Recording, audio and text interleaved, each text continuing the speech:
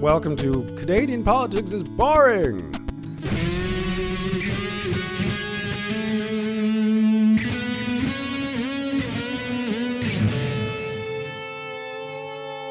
Hello and welcome to Canadian Politics is Boring. I am Rhys Waters. I am a new Canadian who is trying to explain that it is not. It is an ironic title and I have tricked you. But with me is Jesse Harley, who believes it is not an ironic title and thinks politics is in fact boring in Canada.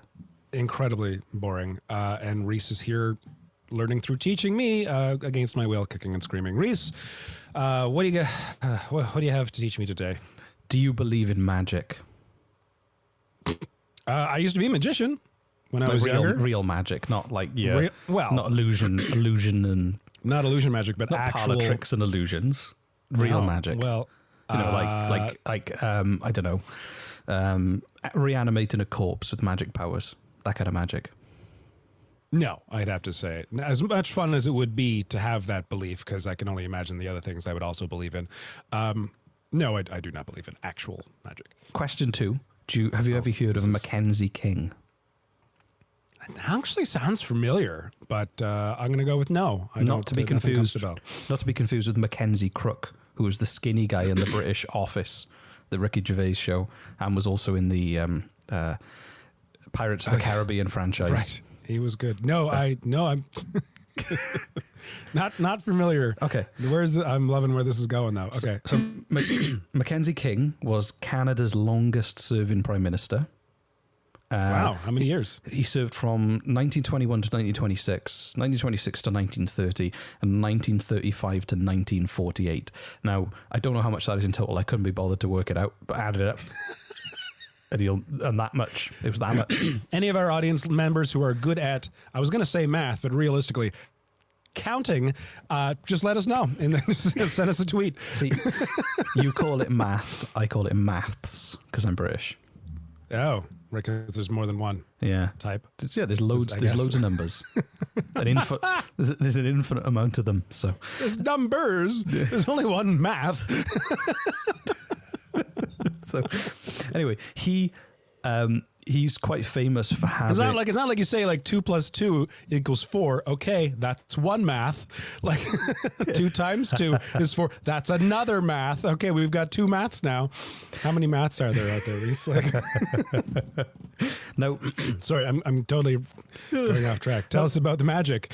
I mean, you can consider him a successful prime minister, and he, Mackenzie King. He got re-elected 3 times. He saw Canada through World War II, and he was known for being like a master strategist. He was able to read the tone and the mood of people way better than other politicians. And this was before polls and everything. You had to kind of lead with your gut or what you could observe the best you could. So, but he had a double life. He had this whole other secret life and side to him. God, please tell me he was a street magician. No. It's crazier than that. So he basically, the public persona was in control, master strategist, but behind the scenes, and this is from Christopher Dummett from Trent University. He wrote a book called Unbuttoned, A History of Mackenzie King's Secret Life, and this is how he described him. Canada's greatest prime minister was a mama's boy. Not only that, he was a sexually repressed, hypocritical, spiritualism practicing, guilt-ridden, prostitute-visiting mama's boy. I like where this is going. So, all right. So I think him and I would get along very well. Yeah. So he had some deep mother issues, and the quote from him was, "I have met no woman so true and lovely a woman in every way as my mother." So he was kind of like, he never. Well, that's nice though. That's sweet. But if you're his wife, it's a bit like, what about me? You married me. I'm supposed to be like your number one gal. Oh yeah, okay. And when his mother died, he was very much, he never quite got over it, and you're going to like this. I'm going to just read this straight from the article that I pulled it from. In 1924, King received a 6-month-old Irish Terrier puppy he named Pat. He doted on the dog, reading to it, sharing his nighttime snacks of oatmeal cookies and Ovaltine. In time... Oh, Ovaltine! I used to have Ovaltine when I was a kid. Oh, there you go. Oh, wow. Is that strictly a Canadian thing? Have you ever had Ovaltine? That's in the UK too. Is it? Yeah, yeah. Okay. Yeah. Sorry for. No, it's fine. aside. I'm glad you like Ovaltine. Maybe they'll sponsor us. Canadian politics brought to you by Ovaltine. Good. In time, he would come to interpret the dog as being inhabited by the spirit of his late mother, and Pat's licks to be hers. So, and I don't know. And to what? Pat's What was the licks last part? to be hers. Now, I've never been licked. Pat was the name Pat of was the name of the dog. dog? Yeah, and also Pat's licks would be. So I don't know if his mother licked him. Okay. And he postponed a wartime cabinet meeting as the dog was about to die in the 40s and sang "Safe in the Arms of Jesus" to Pat as he took leave of the mortal world. And It's okay. He just has to get another pet, and his mother will go into that too. But it's okay. But it's okay because he was able to communicate with Pat from the spirit world even after he died, and he then replaced Pat with Pat 2 and Pat 3. Which his mother inhabited? I guess it's like. Did he call his mother Pat? Why didn't he just call? Why didn't he just name the dog after his mother? That'd be like just deciding to call your mother by a different name. Yeah, like, yeah. And that'd be weird, right? It's like Ghostbusters 2, where they try and put the old guy in the baby from the painting. Bring me a new dog, and then they did like a ceremony, and his mother's ghost went into the dog. Oh, did he? Did he actually do these ceremonies to get? I don't know. It'd be so. If we should do a TV show, is a biography about him where it's kind of like Ghostbusters. Because you were talking about Ghostbusters. Magic at the beginning of this. Where's that fall in? So people believed his perception and like ability to sense the mood of the country was like kind of uncanny, and he actually used to have visions at night. So he'd wake up in the morning, he'd summon his personal secretary, and then he would get them to write down, and he'd kind of tell them about these visions. And then that would be sent to a fortune teller to translate that dream, and then they would send him back what he should do. And that's what he was using on some level to guide his political decisions. So tea leaves, are you kidding? Seances, communications with the great beyond. And that's what he used as, that's what he's using his political polls on, like how he should act and what he should do as prime minister. Are you kidding? No, but he was really successful and it worked somehow. He was just like the luckiest person ever. He would have dreams. He would then bring in his secretary to write down. He's like, first to wake up first thing in the morning. Oh my God. His mother, the dog, was next to him. He'd his mother, the dog. Call in his assistant, who, like, come in quick, I had a dream. And then she'd write down whatever his weird dream was. And then they'd send that off to his personal fortune teller, who would then interpret what his dream meant and what he needed to do for the country, which bizarrely turned out to be pretty good advice. Yeah, it kind of worked because he was prime minister 3 times, and like he was pretty seen as like relatively successful. You've got to be kidding me. No, this kid. I don't know whether whether he was probably really smart. And also, he was known for taking his time to make decisions. So I think. Yeah, but he wasn't making the decisions. The fortune teller was. I don't think it was just that. I think that was kind of like that was influencing, but I don't think it was the sole thing. But it's still weird. It's bizarre. But of course, this was all secret. There's no way this. I mean, but this was really popular at the time. The whole spiritualism was a big deal, and people were like trying to speak to the dead, and Ouija boards were like a big thing that were going on behind the scenes. But people tended to not talk about them. Or, I mean, he wouldn't have got re-elected if this was got out. At the time. Imagine if he would not have gotten re-elected, even though it was as popular as it was. Well, people were more religious back then. Imagine if he was believed that his mother's dead spirit was inhabiting a small Irish terrier, and he was talking to dead people for advice on like policy and new hold on. laws. When was he talking to dead people for advice? He'd take part in seances.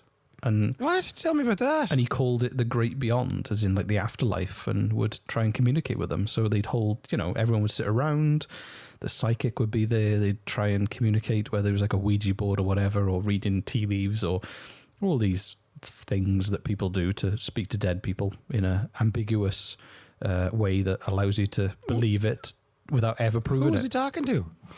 I don't know. It didn't say. Johnny McDonald's father, the unsuccessful merchant. Yeah, I mean, maybe he was being guided by the drunken fathers of Confederation. You never know, right?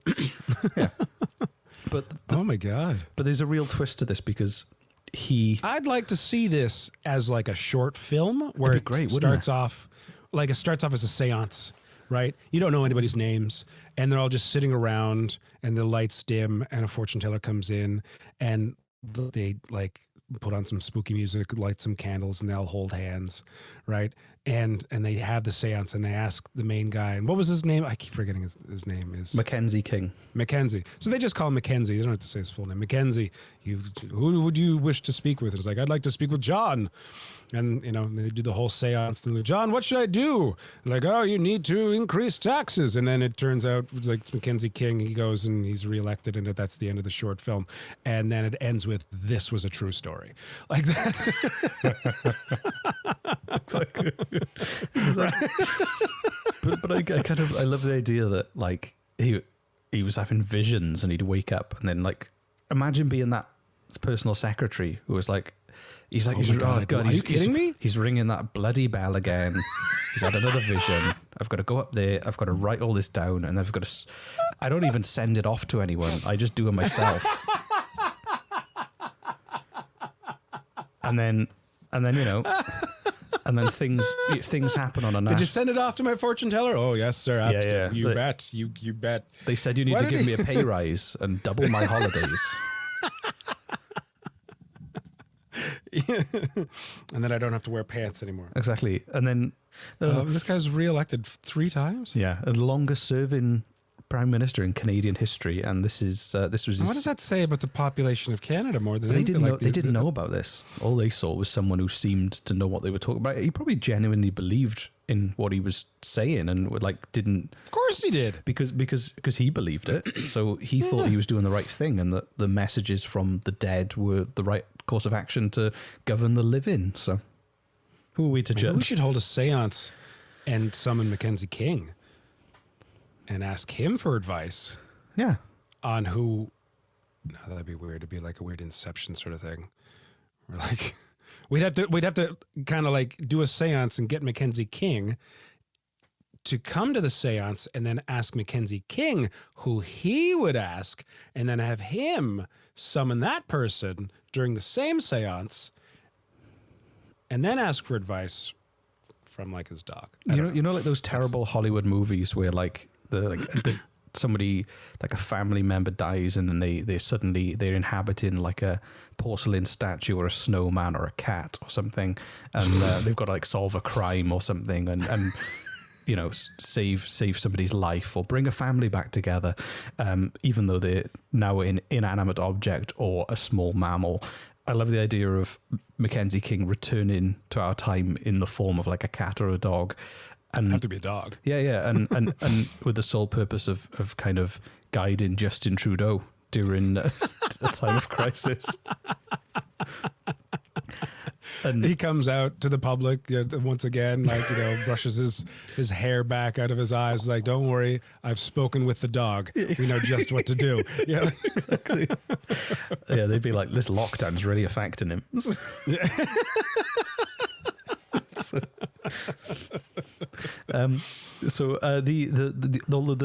crazy thing is that he was famous for being really good at seeing ahead and making strategic decisions, but he made one really bad mistake. What was that? In 1937, he met Adolf Hitler in Berlin. Really? Yeah, and after spending time... Met him, as in went to meet him? Yeah, this was before World War II. He was the leader of Germany, so they didn't really know all the bad stuff that was going on, and... They just knew he was a good painter. Yeah, an average painter. Below average painter. He didn't understand perspective, so he was never going to be a good painter. In more ways than one. Yeah, exactly. But he didn't understand perspective, but wasn't willing to lower himself to the abstract style, so he was doomed. So very few career choices in the art world. So he met Adolf Hitler, and this is the quote. He believed Hitler was a man of deep sincerity and a genuine patriot. More than that, Hitler owned a very nice, sweet smile, and his eyes had a liquid quality which indicates keen perception and profound sympathy. So it was around that time he kind of lost his touch, let's say. The dead were giving him bad advice at that point. Right, yeah. Of course. So, but yeah, apart from that, he did pretty well. Apart from completely misjudging Hitler. So aside from misjudging Hitler, thinking Hitler was a sweet, caring, sympathetic man. He says Hitler had a sweet smile and a liquid quality to his eyes. A liquid quality? Now, that makes me think about those Nazis in The Last Crusade when their eyes melt. They had a liquid quality to their eyes, but they drank from the wrong cup. So, so they melted just to be a skull. And I let my kids watch that, and they had horrible nightmares. Well, yeah, the man's face melts while he's still alive. It's not fun for children. So, just to sum up, Mackenzie King, aside from thinking his mother was a dog, holding seances to talk to dead people to get advice, interpreting his dreams with a fortune teller to find out how he should run the country, and thinking Hitler was a pretty swell guy, he was actually a fairly decent prime minister. Does that sum up? I mean, he's quirky. I'll give you that. But you know, see, I think there are worse people to run countries. I gotta say, so far, to show me that Canadian politics is not boring, you've been pulling out all the stops by pretty much just talking about insane people, drunks, and insane drunks, which is fun no matter what the context you're talking about. So I want to see if you can talk about something that doesn't have to do with insane people, drunks, or insane drunks that could still hold my attention. I'm loving these stories of crazy people. I am, but I don't know, man. You're gonna run out eventually, I think. Okay, I tell you what. Next episode will not be about a crazy drunk person, or a drunk person being crazy, or just a crazy person. A crazy person. Yeah. Okay. It will be about. It won't even be about a person. It'll be something more abstract. How about that? Okay. And I'll still make you like it. That's my challenge. All right, challenge accepted. Cool. Okay. Well, thanks for listening, everyone. Thank you so much for putting us in your ear holes just the way you like it. Thanks for listening to the entire episode. We've got to stop saying that. It's quite disturbing. That's why I say it. Okay. Well, that's my saying. I'm sorry. Just want to say I'm sorry. And we didn't discuss this before he said it, and we never do. So, thanks for listening, despite this. Thanks. I'll see you next episode. Bye. So everybody knows that social media is evil and it is the work of the devil.